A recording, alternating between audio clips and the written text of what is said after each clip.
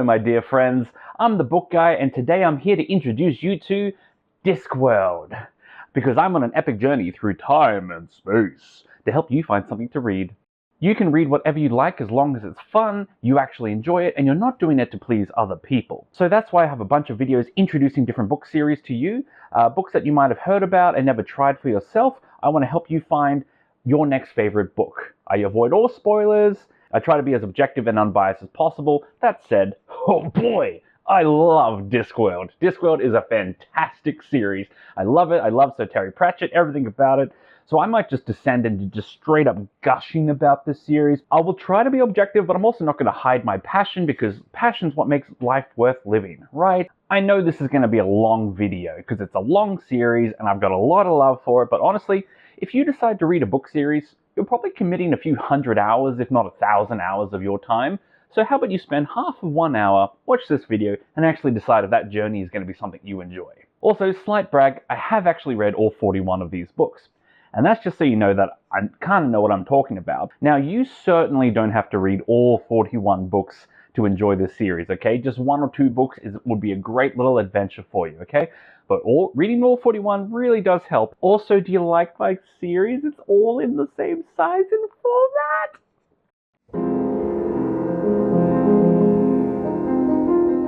The Discworld is a massive planet-sized flat bit of land in a disc shape. The disc sits on the back of 4 giant elephants, and the 4 elephants sit on the back of 1 giant turtle, which flies through space. Now, if that sounds utterly bonkers to you, congratulations, you're starting to get it. So on this Discworld are many peoples and places. You have wizards and witches, dwarves, trolls, werewolves, vampires, and a race of very tiny and very, very angry knack-mack-feagles, little fey people. You have also the literal Grim Reaper. And these books show their many adventures, their disasters, their shindigs and kerfuffles. And along the way, we have an absolute barrel of laughs, full of funny jokes, wacky situations, and just when you think it's all silly fun and games, you'll get hit with moments of staggering beauty and mesmerized by the wisdom as you read such deep insight into the best and worst of humanity. Oh, it's so good. Now, the first elephant in the room I've got to talk about. So these books are very episodic, which means each one is self-contained. You don't have to read all 41 books. You can read one and it has a beginning, middle, and end, and it doesn't rely on you having read the earlier ones, or you need to read the next one to see the point of it, right? They are self-contained. It's very easy to pick up. But that also means that there's not a lot of big plot threads to incite you to read all 41. There's not a lot of big character arcs. You will find links between the books, but they're more like joke setups and joke payoffs, or sometimes cameos from different characters. So if you're looking for a brilliant, big picture, epic fantasy story, this is not that series, okay? But it does mean that you don't have to rely on the other books in the series to make the one you're reading today enjoyable and functional, okay? The second elephant in the series is the series within a series, or Seriesception, if you prefer. Sorry. So these books are linked together into smaller, more compact series, and those are based around who the main character is. So for example, there are 6 novels where Granny Weatherwax is the main character. And those 6 novels sort of make up the Witches series. So each book will be fairly self-contained, but if you read the 6 books of the Witches series, you'll see threads and plot points that may disappear and then come back later on. So normally in my videos, I will talk about characters and plots, and then elephants kind of separately. But because this is a special series, I'm going to do a bit of a special order for it. So today we're just going to start with the first of these little mini-series within Discworld. The City Watch is the largest of the series within Discworld. The City Watch are actually the police force that live in the main city of Ankh-Morpork. They're led by the brave Captain Sam Vimes, and they investigate crimes and solve mysteries within the city. These books are essentially crime novels in a fantasy setting. All right, so that's the subgenre that they fit into. Now, these are fast-paced novels, they're very tightly plotted, and they have brilliant twists and revelations. Mixed in the middle of it is a whole lot of social commentary, as you see these officers desperately trying to hold this city together, and all the many races and factions in the one city are often living in contention with each other. There's often racial tension, even hate crimes, and they threaten to plunge the city into anarchy. And yet it's the City Watch itself where all these different races and their different members work together to keep the city in line and maintain unity and peace. Now, the main character in the City Watch is the amazing Sam Vimes. Now, Sam is one tough, cynical bastard, right? He's stubborn, he's level-headed, and he has a very strict moral compass. And yet when we first meet him in the first book, Guards, well, Sam has just been ground underfoot by this city that has far too much crime for him to ever hope to stop. In many ways, Sam will actually have the biggest of the character arcs in the series, as he goes from someone who's almost given up to someone who really thinks that there's a purpose left in the world. Sam has some of the most heartfelt moments in the entire series as well. Now, Sam is also surrounded by a real ensemble of weird and wacky characters in the City Watch, and he tries to hold them together as they hold the city together. But for time's sake, I'm just going to mention one other character, which is Corporal Carrot. So Carrot is the new guy. He is the most lawful, by-the-book idealist guy you'll ever meet. In fact, in one scene, he sees 30 guys in a bar all breaking the law. So he stands up in the middle of them and proclaims, "You're all under arrest." That's how confident this guy is. Yet Carrot is far from stupid or naive. In fact, he has moments of brilliance and even utter ruthlessness when it comes to standing by what he knows is right. So pairing his idealism with Sam Vimes' cynicism is one of the real delights of these books, and every interaction is just beautifully done. And a lot of fun. I also have to make a special note. The City Watch books includes one special entry called The Night Watch. So Night Watch is actually often considered by a lot of people to be the best Discworld novel. I know that's a high claim, but it's incredible. So Sam Vimes is chasing a serial killer when they both fall through a time portal into the past, several decades in the past. Sam has to work with the teenage version of himself in order to catch this killer in the midst of a city that is gearing up for revolution. So it's an incredible story, but it's so impactful when you see Sam considering his own life through the lens of his younger self. It's one of those stories that sort of transcends fiction, and it gives us all a beautiful reminder to maybe grow past who we used to be, but also not regret our own journey. It's truly one of my favorite experiences in the Discworld book. In the Discworld series, so it deserves its own special mention. Next is the Witches novels. These books center around Esmeralda Weatherwax, normally known as Granny Weatherwax. She is one powerful, stubborn, and strong-willed woman. That's why the dwarves have a name for her, Kesrek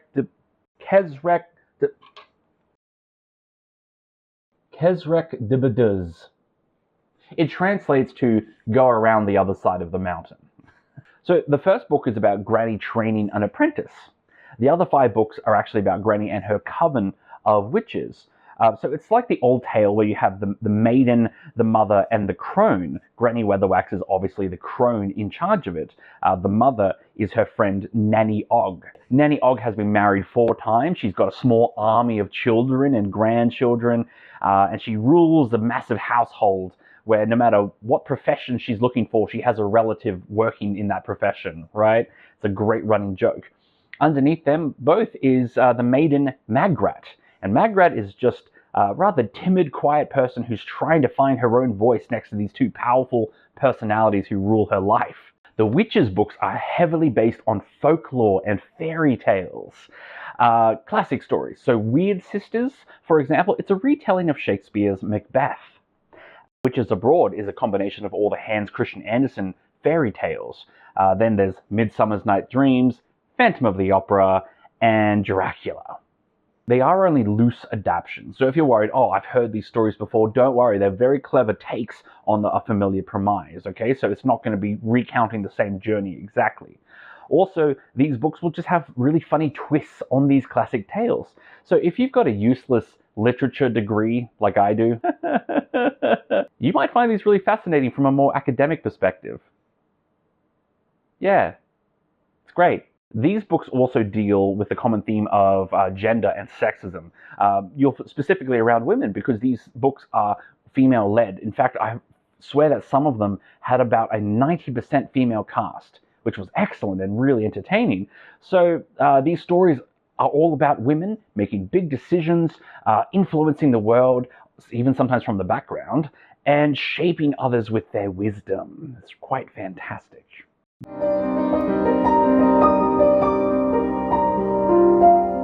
Oh, here we go. I don't know if you could say that there's the best character in Discworld, but it's Death. Death is the best character. Death is the literal Grim Reaper. As he says, he is an anthropomorphic personification of an idea. So he is created by the belief that others have in his existence. So Death is a force of nature. He is a constant in a universe, and he is inescapable. He often travels through time to arrive precisely where he means to, almost wizardly, if you like. But Death is not an evil character. Death simply is. And many of his books are about Death's journey to come to understand life a little bit better and understand humanity. In that sense, he's a little bit like Data from Star Trek Next Generation, the android who's trying to discover life. So reading the Death books is a lot about seeing humanity from a different perspective, almost an outsider perspective. So these books are arguably the most high-concept sci-fi or high-concept fantasy. They're pretty out there. Some of their ideas are nuts. For example, in Reaper Man, Death takes a holiday. So suddenly, everyone becomes immortal, and one random farmer finds a new worker boy who's unusually good with the scythe. And so you see the universe actually breaking apart on a molecular and fundamental level because Death is on a holiday, right? So it's pretty nuts, some of the antics that come from that story. It's also worth noting here, Death plays a pretty important role in the larger Discworld universe. So yeah, there are only 5 books where Death is the main character, but he appears in 39 out of the 41 books. And if you're wondering which 2, just go read the series and you can tell me. He appears more than any other character in the series, and every appearance kind of means something different depending on the scene. So for example, sometimes his appearance fills you with great sadness as you realize, oh, he's here because that character just died. And Death is suddenly there. Hey, how's it going? And you realize what that means. Sometimes Death appears and you kind of smile because you're like, oh, this villain is about to get some sweet comeuppance. Other times, his appearance is truly horrifying and fills you with ungodly terror. Whoa. And sometimes, in very special circumstances, seeing Death is almost a relief for the character and for us. It's like seeing an old friend who you know from past experiences who's shown up to comfort you during a difficult time in the story. Let's pause here. I want to talk about the characterization. So I've mentioned the 3 main characters of Discworld, which was Sam Vimes, Granny Weatherwax, and Death. These 3 get the most screen time out of any characters in the series, and they're very different people with very different roles in the story, but I need to talk about them because the 3 of them all share a natural darkness to them. All 3 of them know what it's like to be evil. And yet they all keep that darkness within them on a very tight leash of self-control. And ultimately, they do succeed in being good people. In many ways, they end up being more good than other people because they know how to fight that darkness within themselves. They know how to identify evil in the world. This is a very important lesson that Terry Pratchett often deals with in these stories, the ability to live with our own darkness and to be at peace with ourselves. It's one of the reasons why this series is not just entertaining. People often consider it almost like a guidebook to how to be a good person. And it's most clearly seen in these 3 main characters. We can't always be nice, but we can always be good.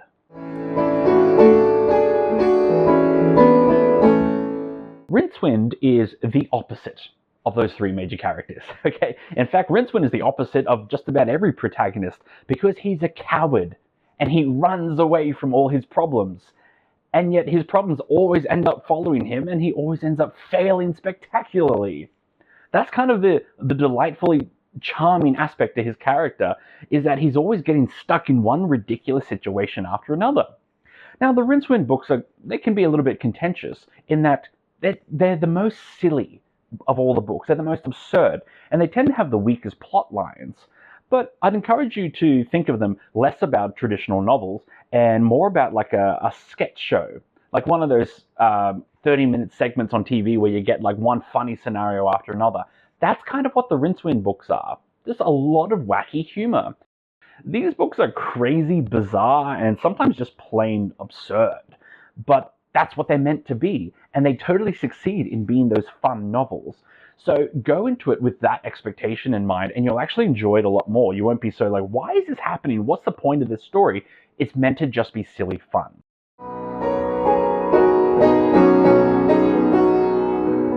These 5 books are actually young adult books, whereas the rest of the series is kind of considered technically adult, but it's more like for adults of all ages. Genre is weird, don't worry about that. Tiffany Aching, young adult. So it's a continuation of the Witches series, but now with a much younger protagonist.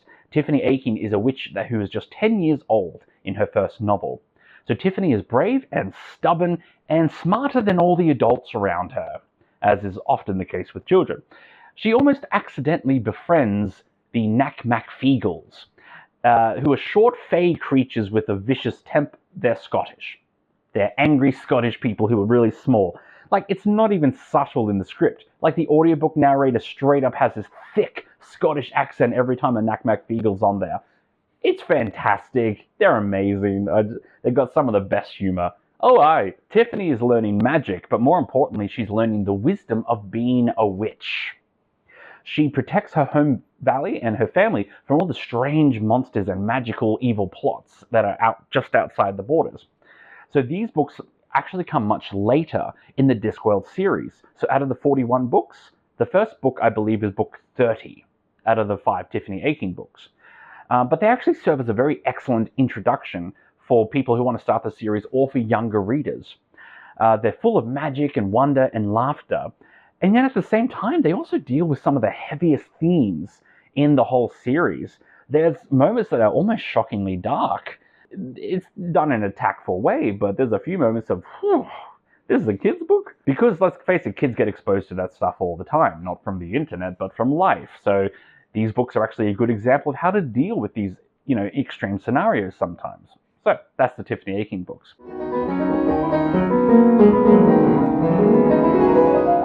The unfortunately named Moist is a con man. Moist is charming and fast-talking and ambitious and sly. When he cons the wrong people, though, he ends up faced with a choice. Either work for the government and help them fix the post office, or hang from the gallows.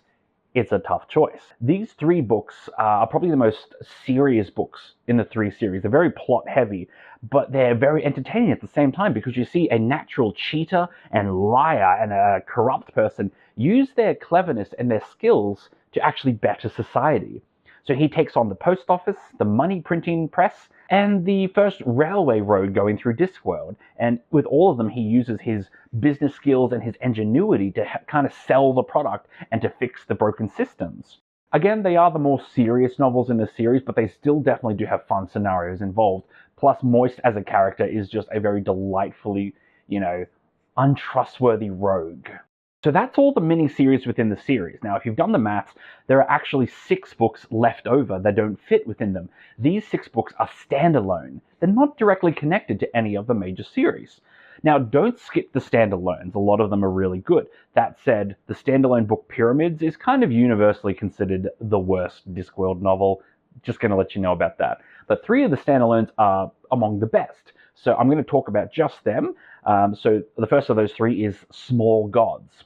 So Small Gods is about a young temple boy who meets the very god he worships. And turns out his god, the giant turtle Om, is actually a tiny, tiny, tiny little turtle.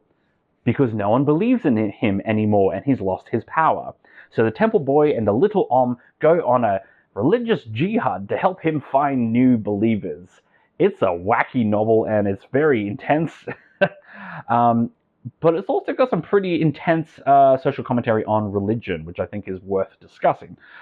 Small Gods is an excellent starting point in the series. In fact, Daniel Green, the legendary YouTuber, actually recommended Small Gods as one of his preferred starting points in the Discworld series, so keep that in mind. The Truth. Truth is about the first printing press on the Discworld, and William D. Word just wants to spread the truth and share information, and little does he know, nothing makes people angrier than the truth.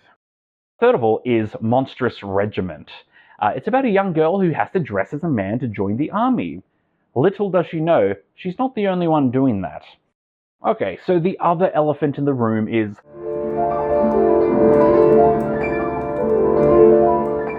So I've seen other reviewers of Discworld talk about the politics within Discworld, and I actually take issue with that, because in actual fact there are no politics in Discworld. What we have are human rights issues, or humanitarian discussions. Let me explain. So things like racism, gender prejudice, the pointlessness of warfare, those are often politicized in our culture, but they're not political issues, they're about human rights. Human rights should not be political issues. Isn't that right, Nini? Come here. Thanks for interrupting my filming. How are you, girl? The best kid ever. Say hello to everyone. Say hello to everyone. So in Discworld, we see zombies holding up signs saying undead, but not unperson. We see dwarf women dressing as men so they can interact in society, which kind of forces them to pretend to be men. We see power-hungry rulers using hate crimes to incite violence and prejudice in order to build their own power base. So this is all stuff we should be talking about, and there's nothing political about it. More importantly, Terry is a master of incorporating his beliefs into the story in a way that fits seamlessly. You never feel as though the story has come to a grinding halt because the character has to stop and preach to you for 20 minutes about this very important social issue. It fits. In fact, it works so well that it enhances the story for being there. And of course, the chronic use of humor is what actually makes the series so enjoyable and makes these tough issues almost quite simple and easy to consume. A spoonful of sugar helps the medicine go down, and all that.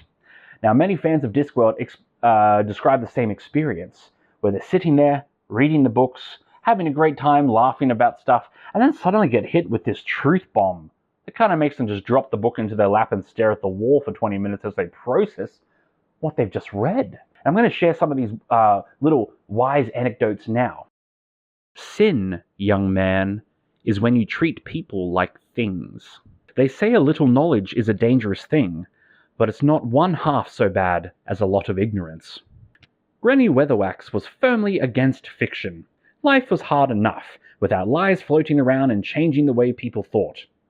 Commander Vimes didn't like the phrase, "the innocent have nothing to fear," believing that the innocent had everything to fear, mostly from the guilty, but in their longer term, even more from those who said things like, "the innocent have nothing to fear."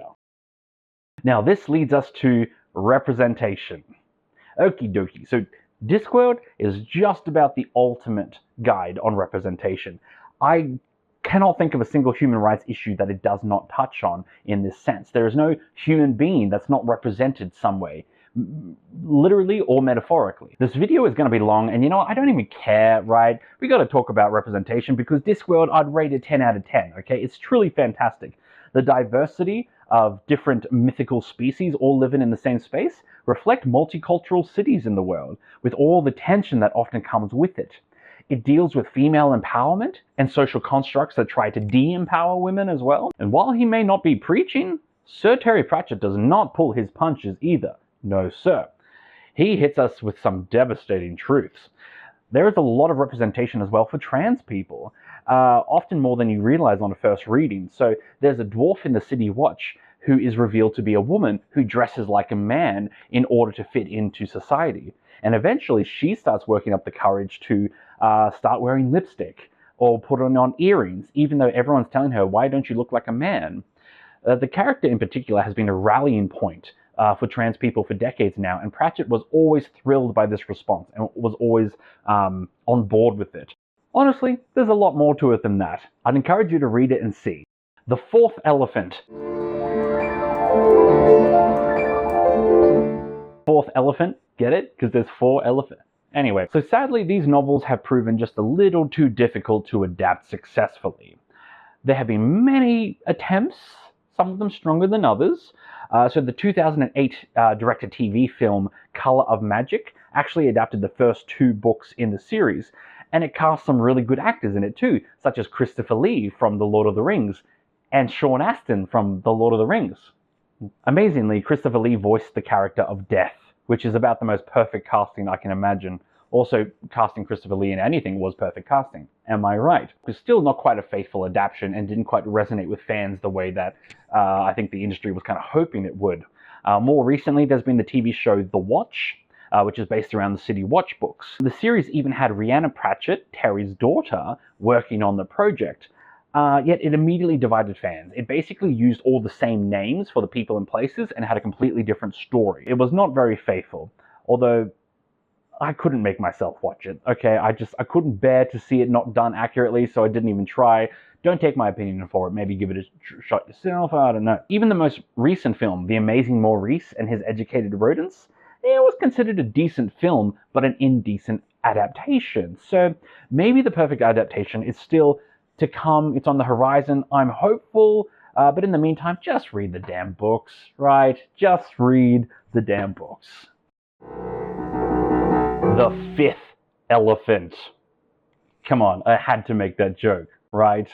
Man, when I started working on the script for this video, I was like, I've got to work that joke in there. Even if it took a ton of work, it was completely anticlimactic and not funny at all. Even if it also has an awkward transition. I've now got to talk about the 5th elephant, which is Terry Pratchett's passing. Ugh. So in 2007, at the age of 59, Terry Prachett was diagnosed with a rare form of Alzheimer's. He fought the disease for over 7 years before passing away in March 2015. During that time, he wrote 5 more Discworld novels, and the 5th one was published after his passing.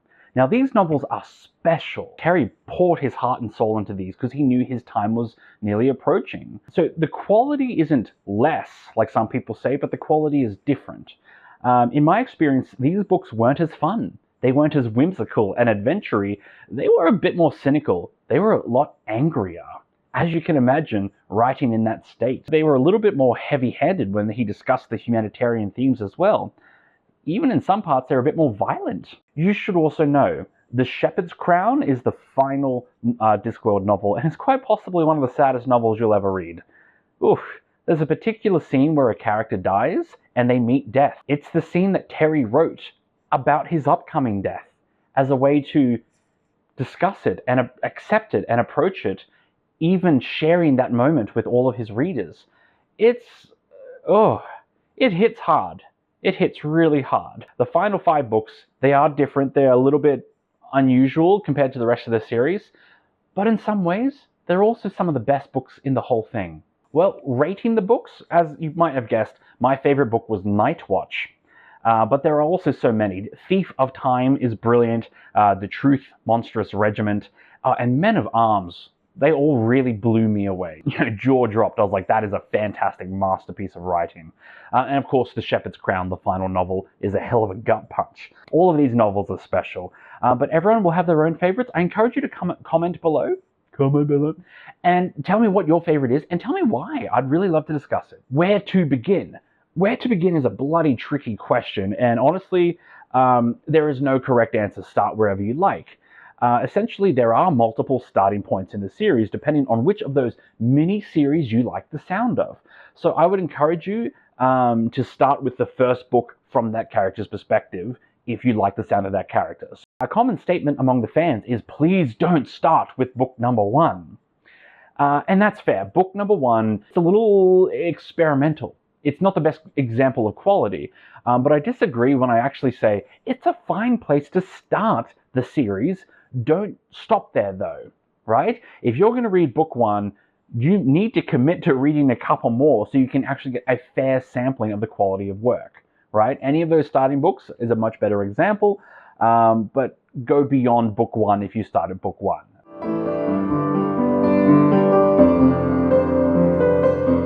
Well, that's it. That's Discworld. So I hope I've enticed you to read it. But if it doesn't sound like your style, don't worry. You're just wrong.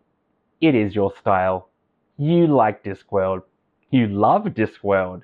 You want to read all of them. You want to give Discworld all your money. Anyway, check out the other videos on my channel while I recommend a few other big series. I've got so many more to come, and there are so many books out there in the world left for me to read and to introduce to you and help you find your next favorite one. Your favorite book you haven't read yet, okay? So that's an exciting thought. Remember to always be honest about what books you like. If you're reading something and you don't enjoy it, put it down, go read something you will enjoy, and keep trying, okay? Reading is just meant to be fun for you and not to impress anyone else. So comment below and tell me what other books you want me to introduce next, or comment below if you want me to forget this whole plan of introducing other books and just become a Discworld super fan page where I just gush about everything Prachettian. Hell, I'm up for it. Discworld's great. Anyway, do the YouTube stuff and like and subscribe. Treat yourself to a book today. Bye.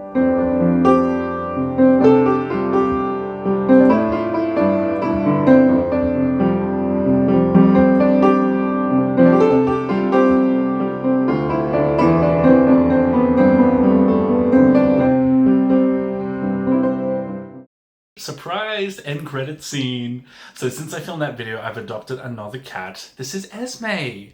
She's named Esme after Esmeralda, as in Granny Esmeralda Weatherwax. I'm such a big fan. Aren't you beautiful? She's such a black cat. No, I don't have a house full of cats with one named after every female character from every book series. Not yet. But my next video coming up is on the Dresden Files, so stay tuned. I might have a cat called Murphy by next time. Okay, bye.